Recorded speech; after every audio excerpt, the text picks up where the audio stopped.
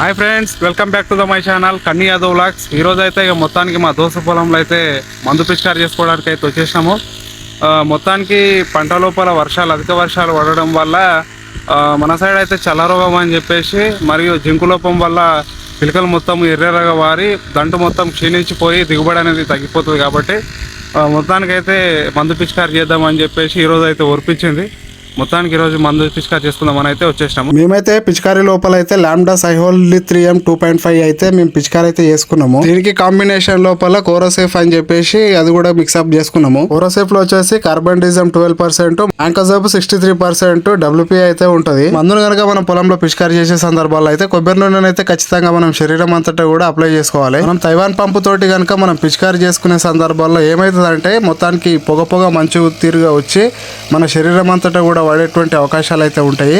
ఇంకోటి మనం హెల్మెట్ కనుక మనం గ్లౌజులు కనుక ఖచ్చితంగా యూజ్ చేసుకోవాల్సినటువంటి అవసరం అయితే ఉన్నది.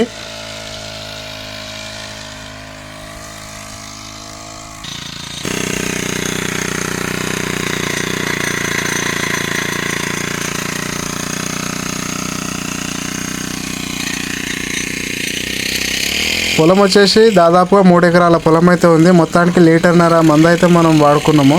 యాక్చువల్లీ మనము 1 లీటర్ వాడుకున్న గిట పెద్ద ప్రాబ్లం ఏం కాదు. కాకపోతే ఏంటంటే మంచి రోగం అనేది బాగా ముదిరిపోయింది కాబట్టి ఖచ్చితంగా మనం దాదాపుగా 1 లీటర్ మీదనే మనం వాడుకుంటే కొంచెం మందు అనేది చిక్కకబడి మనకు ఆ రోగం పైన తీవ్ర ప్రభావాన్ని కల్పించి ఆ రోగాన్ని క్యూర్ చేసేటువంటి అవకాశాలు అయితే ఉంటాయి. ఈ మడి లోపల మొత్తానికి అయితే నీళ్లు జామ్ ఉండడం వల్ల అయితే ఈ మడికి మొత్తానికి రోగం అయితే పడింది.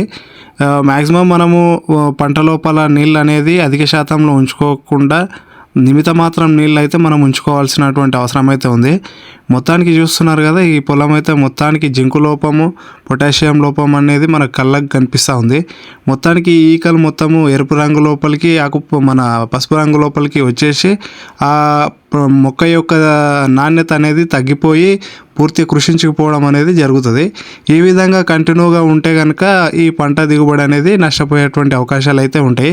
కాబట్టి మనము సరైన కాలం లోపల ఖచ్చితంగా మనం 100% మందులు పిచికారీ చేసుకుంటేనే మనం పంటను దక్కించుకున్న వాళ్ళం అవుతాము. ఇంకో విషయం ఏంటంటే ఈ వర్షాకాలం లోపల అధిక నీరు వల్ల మనకు చల్లరోగం అనేటువంటిది కూడా పడుతుంది. మొత్తానికి ఆకు చివరి కొన భాగం అనేది తెల్లగా అయిపోయి మొత్తానికి ఆ దంటు అనేది పెరగకుండా ఆ విధంగానే పెరుగుదల ఆగిపోతుంది. దీనికి కూడా మనం లాంబ్డా కొట్టుకుంటే కనుక ఖచ్చితంగా మనం దాన్ని క్యూర్ చేసిన వాళ్ళం అయితే అవుతాము.